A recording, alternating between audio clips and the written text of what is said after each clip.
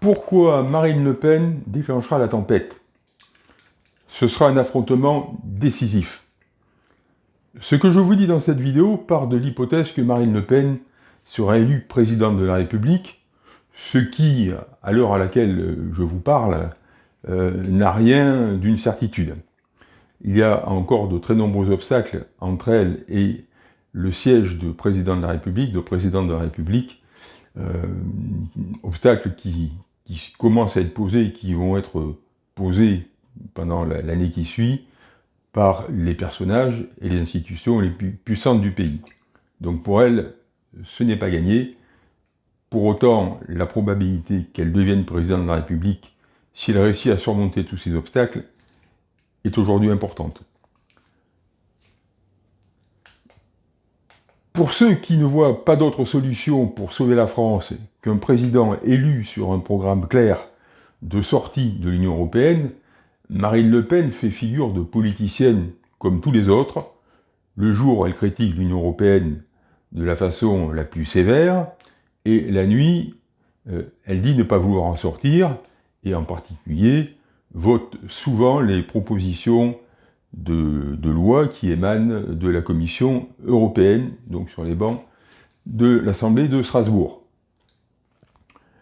Bon, à leurs yeux, cette contradiction flagrante la met dans le camp ancien et calamiteux des partisans de la chimérique Autre Europe, dont vous entendez parler depuis, selon votre âge, depuis des années ou des dizaines d'années.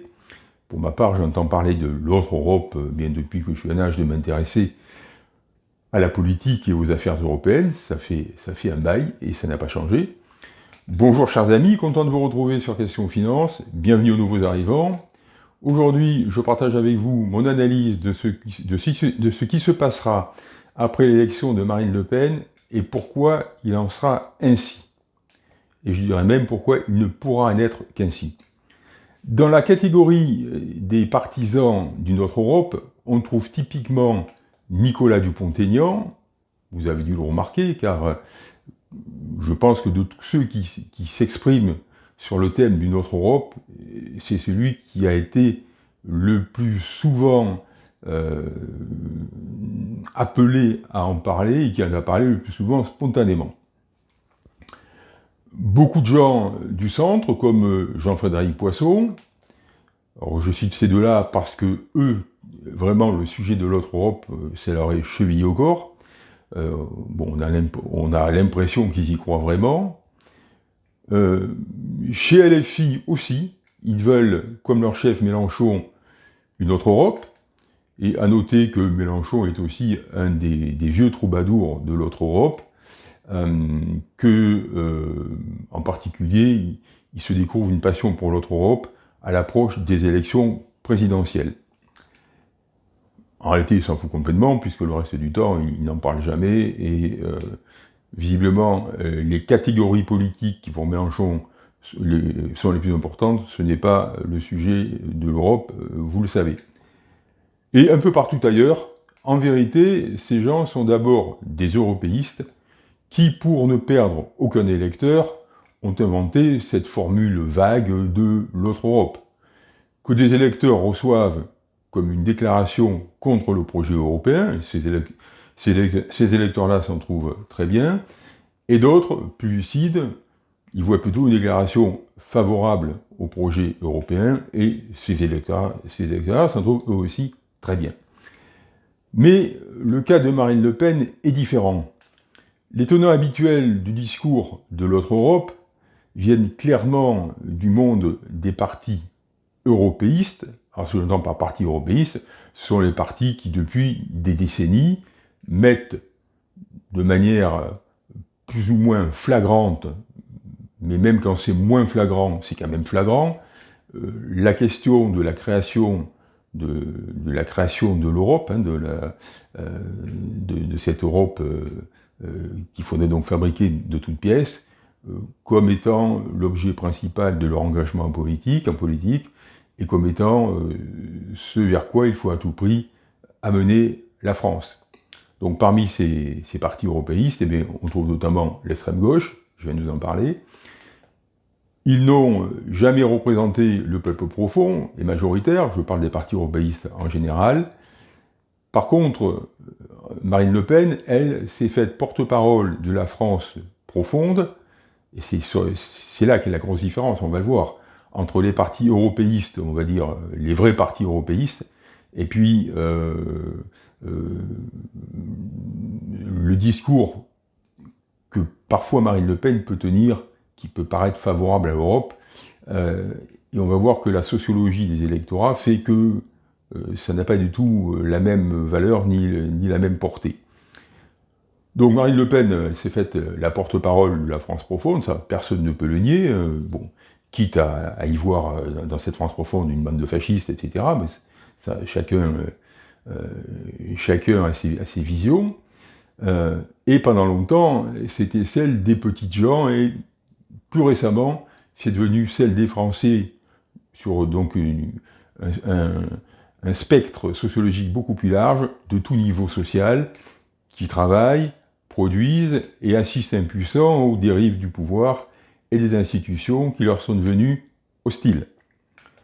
Et en particulier, depuis quelques années, on a constaté que parmi ceux qu'on considérait comme la bonne classe moyenne, dans le sens de vraiment moyenne et pas pauvre, et même plus que moyenne, même certains CSP+, commençaient à rejoindre en quantité importante le vote Rassemblement National. Et donc toutes ces institutions, tout ça, tous ces gens donc, qui devraient défendre le peuple, finalement prennent parti contre lui au profit des fauteurs de troubles de tous horizons. La bien-pensance, notamment celle qui domine les médias, toujours dans le sens du pouvoir dominant, donc du conformisme le plus veulent, ne cesse de les traiter de fascistes, de racistes, de beaufs. Elle peut crier autant qu'elle veut, des choses qui, objectivement, sont des insultes de plus en plus gratuites. Ça ne change rien au fait que de plus en plus de gens, de catégories sociales, voient dans l'arrivée au pouvoir du Rassemblement National, et notamment de Marine Le Pen, la seule issue de salut possible pour la France. Alors, il faut bien, je pense, comprendre ce que ces gens ont dans la tête. Bon, il y en a deux catégories. Il y a ceux qui ont toujours soutenu le Rassemblement National, et même avant cela, le Front National, donc qui ont une sorte de foi, on est dans le domaine quasi religieux maintenant, que la famille Le Pen pourra sauver la France, finalement. Ça, c'est une partie du vote Rassemblement National.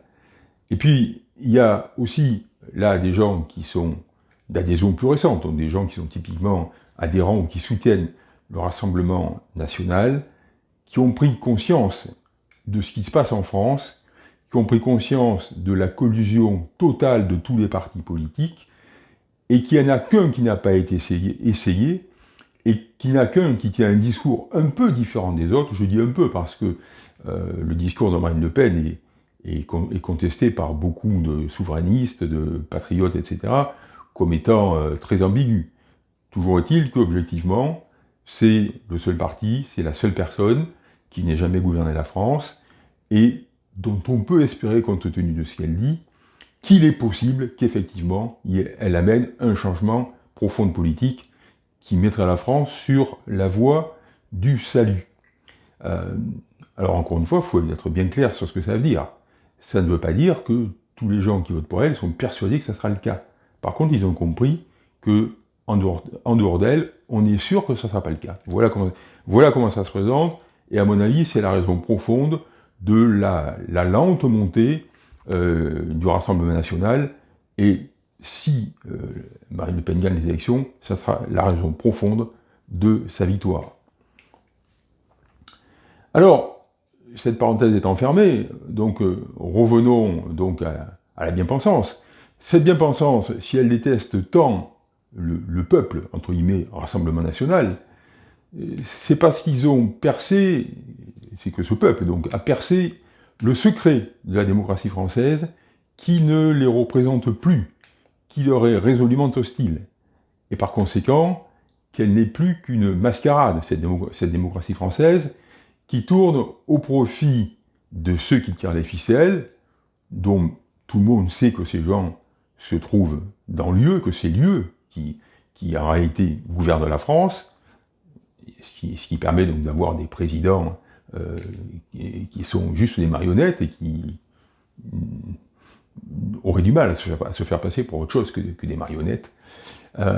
Et puis, également, tirent les ficelles, là, au niveau national, eh bien, leurs laquais, les laquais européistes français de la bien-pensance. Cela, tout le monde ne l'a pas compris de manière aussi claire, aussi limpide, mais de plus en plus de gens, et je pense peut-être maintenant une majorité de Français, ou une très très grosse minorité, en ont l'intuition. Les gens ne font pas l'analyse. Faire des analyses, ce n'est pas quelque chose qui est, des analyses un peu poussées, ce n'est pas quelque chose qui est répandu dans la population. Par contre, avec de bon sens, en écoutant ce que les uns et les autres disent, je parle au niveau des gens qui tiennent la scène politique,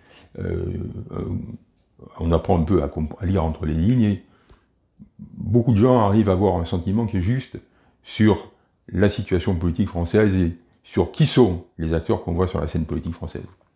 Alors ce distinguo entre donc la mouvance classique des européistes et puis Marine Le Pen et le Rassemblement national est essentiel parce qu'il donne une idée de comment sera tranché le nœud gordien de la politique française, et ce nœud gordien, tout le monde le sait maintenant, c'est le choix de la France ou le choix du projet européen, parce que ça ne va pas ensemble.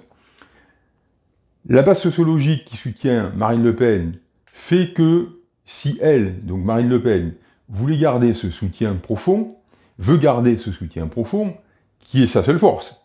Si aujourd'hui Marine Le Pen en est là, donc pas très loin du pouvoir, c'est parce que une masse de Français, comme on n'en a jamais vu en fait.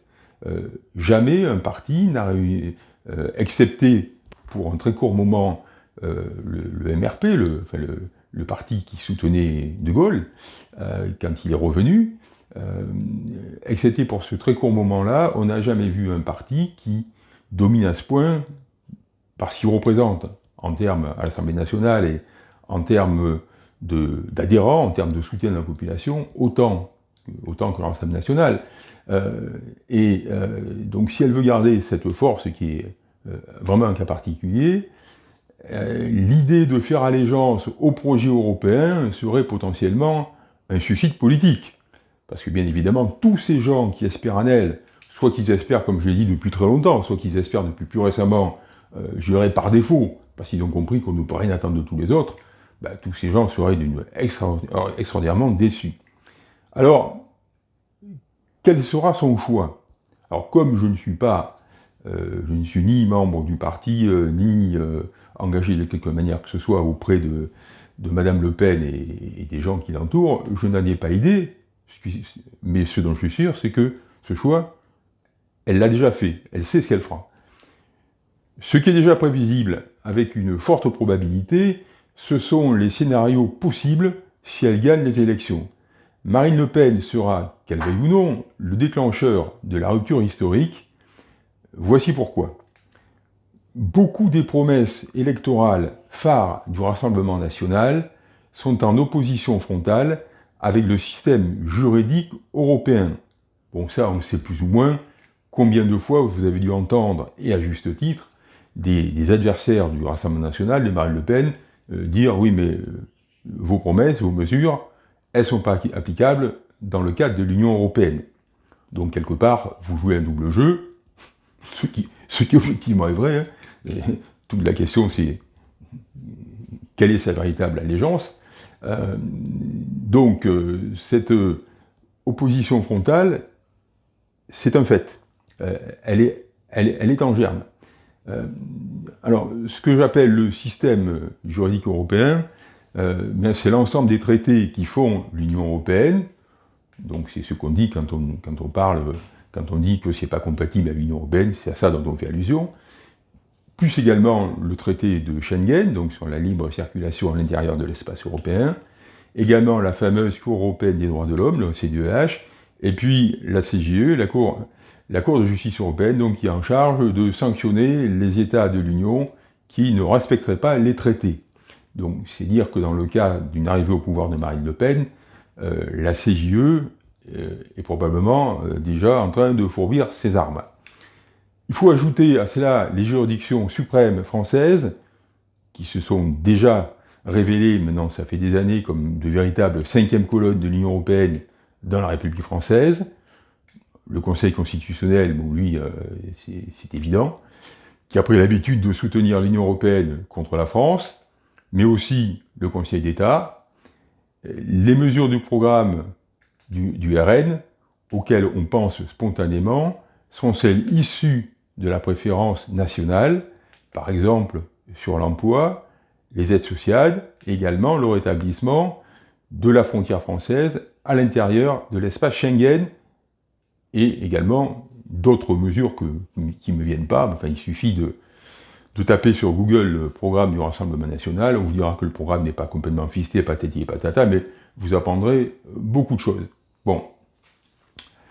Et ces mesures-là sont effectivement vent debout, ou c'est plutôt l'inverse, l'Union européenne est et sera vent debout contre les mesures sur ces sujets-là.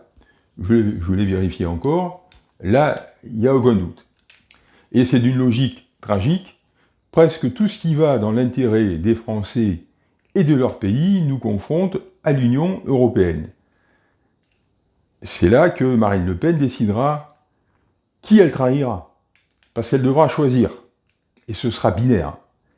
Soit renoncer à tous ses engagements auprès du peuple français, ce qui dans ses profondeurs, après avoir été trahi par la gauche et la droite, a mis depuis longtemps, je vous le disais, son ultime espoir de salut dans la fille du corsaire breton de la politique, donc comprendre la fille de Jean-Marie Le Pen.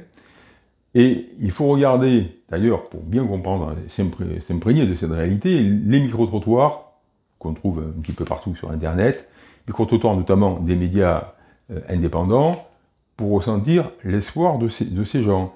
Et vous savez que les révolutions, c'est pas le produit. Enfin, les révolutions sont dirigées par des gens qui sont des gens de tête, mais elles sont faites par des élans passionnels, des chagrins, des colères, des sentiments positifs aussi, des peuples. Et je peux vous dire que quand vous avez entendu la confiance et l'espoir que beaucoup de gens mettent dans l'arrivée de Marine Le Pen au pouvoir, si elle les trahissait, ça se passerait certainement très très mal en France. Parce qu'il n'y aurait plus personne pour canaliser leur colère. C'est ça qu'il faut voir. L'autre solution, eh bien, ça serait non pas de trahir le peuple français, mais ça serait d'entrer en conflit global avec l'Union européenne, ses infiltrés, ses collabos français qui squattent l'Assemblée nationale et qui squattent aussi les institutions de la République. Je vous en ai dit 2 mots tout à l'heure. Il est possible, voire probable, que Marine Le Pen ruse quelque temps pour donner à la position qu'elle prendra, probablement qu'elle a déjà choisi, plus de force dans l'opinion. Mais elle devra, en quelques semaines, maximum, brandir son véritable étendard. Et cet étendard, ça sera soit celui de l'Union européenne, soit celui des libertés françaises, bleu, blanc, rouge, de 1792, face à l'Europe coalisée. Dans les 2 cas, il y aura une crise décisive, qui sera soit le début de l'affrontement total du pays contre l'Union européenne, soit le commencement d'une révolte d'un peuple auquel la trahison de son dernier espoir ne laisse plus d'autre issue que la soumission ou la violence. Je vous parlais donc du caractère insupportable qu'il y aurait pour beaucoup de Français s'ils étaient trahis par le Rassemblement national et par Marine Le Pen. Si cette vidéo vous a intéressé, vous pouvez retrouver mes analyses dans votre boîte mail en vous inscrivant à la lettre de Questions Finance. C'est plusieurs articles d'information et analyse sur ce type de domaine, sur l'économie, sur la géopolitique, chaque semaine. Je vous invite pour cela donc, à cliquer sur le lien, le premier lien sous la vidéo. Dites-moi en commentaire en laquelle des deux issues vous croyez en cas d'élection de Marine Le Pen à la présidence de la République, c'est-à-dire la trahison des Français ou la révolte contre l'Union européenne. Pour favoriser la diffusion des idées de la chaîne, n'oubliez pas de cliquer sur le pouce en l'air, de partager la vidéo sur vos réseaux, ça fait partie des... on dirait que c'est un rituel, mais ce rituel est absolument indispensable. C'est comme une discipline. C'est comme si vous pratiquez un sport à un certain niveau, c'est tous les jours qu'il faut en faire. À l'heure actuelle, pour soutenir une chaîne, pour favoriser son développement, que ce soit une chaîne dans le domaine de celle-ci, de questions finance, ou une chaîne sur quelques domaines que ce soit, il faut que les personnes qui suivent cette chaîne, qui l'aiment, fassent ces choses-là. Elles sont indispensables dans le système de fonctionnement de YouTube et de ses algorithmes. Pour être informé des prochaines vidéos, cliquez sur le bouton d'abonnement en bas et la cloche à droite de l'écran. C'est aussi la meilleure façon de promouvoir la chaîne sur YouTube. Ça, il faut toujours le répéter, mais c'est comme ça. Abonnez-vous, réabonnez-vous, puisque vous savez qu'en matière d'abonnement, YouTube fait à peu près ce qu'il veut. Parfois, vous avez des vagues d'abonnements qui se produisent, et puis subitement, vous ne savez pas pourquoi. Vous avez également des vagues de désabonnements. Bon, je pense que tout ça n'a rien de spontané ni naturel. Et donc, pour lutter contre ces interférences, ces actions autoritaires du système YouTube, eh bien, il faut vérifier toujours qu'on est bien abonné. Si on n'est plus abonné, se réabonner. Alors j'allais oublier, les conséquences de la guerre USA-Iran sont en marche. Alors je dis ça depuis 2 mois à chacune de mes vidéos, mais c'est de plus en plus évident. J'ai rédigé un rapport de 17 pages sur les solutions pour se préparer au choc économique et financier du blocus du détroit d'Ormuz, puisque je vous rappelle que le détroit d'Ormuz est réellement bloqué, principalement du point de vue des actes militaires des uns et des autres, mais il est bloqué parce que les assureurs ne veulent plus assurer les bateaux pour y aller. Donc ça, c'est vraiment le blocage total. Bientôt va être également bloqué, d'ailleurs je crois que c'est en cours de route, le détroit de Bab el-Mandeb par les fameux Hutus. Donc les Hutus qui sont loin d'être une bande de va-nu-pieds, ils sont 40 millions déjà, et ce sont des gens dans lesquels il y a une élite scientifique, technologique, etc., qui est d'un très bon niveau. Il n'y a qu'à le voir d'ailleurs avec l'excellent usage qu'ils font des missiles qui leur sont donnés par par l'Iran et ses différents soutiens. Vous accéderez donc gratuitement à ce rapport par le deuxième lien dans la partie description sous la vidéo. Cette fois, tout est dit. Merci de votre attention. Portez-vous bien. À bientôt.